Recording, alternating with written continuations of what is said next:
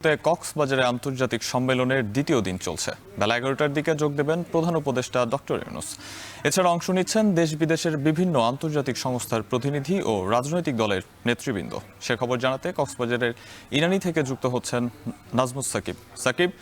সম্মেলনের আজকের সেশনে কি থাকছে এবং রোহিঙ্গা প্রত্যাবাসনে আগত অতিথিরা কি বলছেন, জানাবেন বিস্তারিত। সাহাব, 2017 সালের ঠিক আজকের দিনে কিন্তু রোহিঙ্গাদের যেই প্রবেশ সেটা ঘটেছিল এবং সব মিলিয়ে বলা যায় যে প্রায় 8 বছর যাবৎ তারা কিন্তু বাংলাদেশে অবস্থান করছে এবং এই 8 বছর আমরা একজন রোহিঙ্গাকে অন্তত তাদের দেশে ফেরতের যে প্রক্রিয়া কিংবা তাদের দেশে ফেরত পাঠানো যে ব্যাপার সেটা আমরা আসলে দেখিনি। আমরা নানা সময় আসলে উদ্যোগ নিতে দেখেছি, কিন্তু সেটা যে আসলে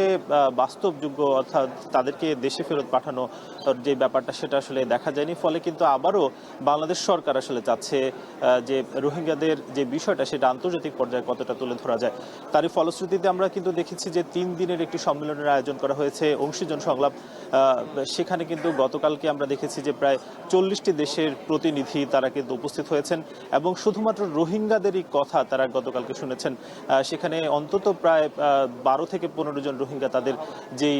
বর্তমান সংকট এবং তাদের দেশে যাওয়ার যে আকুতি সেগুলো কিন্তু ফুটে উঠেছে। ডক্টর মোহাম্মদ ইউনূস আজকের দ্বিতীয় দিনের যে সংলাপটি আছে সেখানে কিন্তু উপস্থিত হবেন 11টা নাগাদ এবং সেখানেও কিন্তু একটি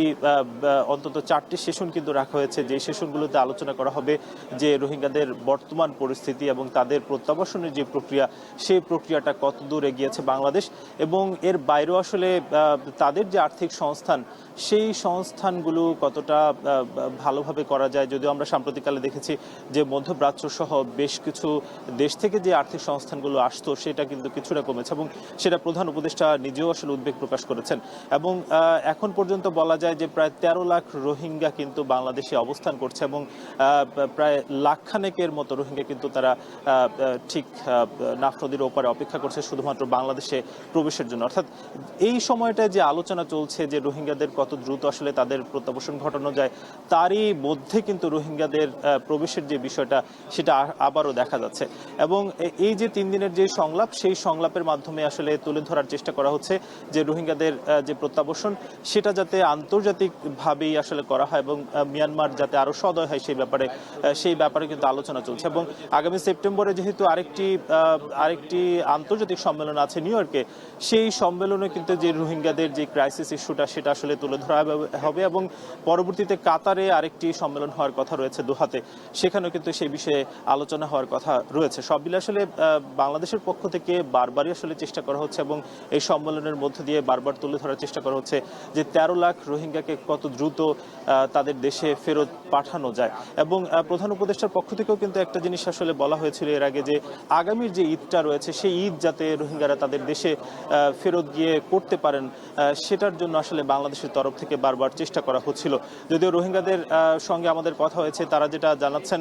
যে তারা আসলে তাদের যেই এই যে এর আগে তারা পড়াশোনা করছিলেন কিংবা তাদের যে একটা নির্বিঘ্ন একটা লাইফ কিংবা জীবন ছিল